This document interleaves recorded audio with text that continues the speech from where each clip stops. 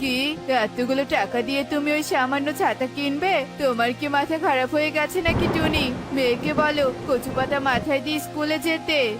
টোনা, মাথা আমার খারাপ হয়নি, তোমার হয়েছে। আর এই টাকাটা আমার, বুঝেছো? আমি আমার মেয়েকে ছাতা কিনে দিবই দিব।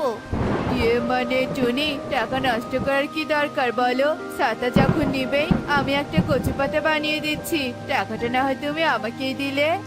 এই কথা বলে টোনা ঘরে থাকা তরমুজ বের করে আর তরমুজ দিয়ে একটা ছাতা বানিয়ে দেয়। এই নাও টুনি, তরমুজের ছাতা। এই ছাতা দিয়ে এক ফোঁটাও পানি পড়বে না। টোনা, তরমুজের ছাতা মানে? এই ছাতা নিয়ে গেলে বনের পাখিরা কি বলবে? আরে টুনি, কেউ কিচ্ছু বলবে না। টুকির স্কুলে যেতে লেট হয়ে যাচ্ছে, তুমি তাড়াতাড়ি ওকে স্কুলে পাঠিয়ে দাও। এরপর টনি আর কথা না বাড়িয়ে তরমুজের ছাতা টুকিকে দেয় আর টুকি তরমুজের ছাতা নিয়েই স্কুলে যায়। অন্যদিকে তরমুজের ছাতা দেখে টুকির বন্ধুরা অনেক হাসাহাসি করে। টুকি, তোর বাবা এত কিপটেছে, একটা ছাতা পর্যন্ত কিনে দিতে পারে না, তরমুজের ছাতা বানিয়ে দিয়েছে। খুবই হাস্যকর।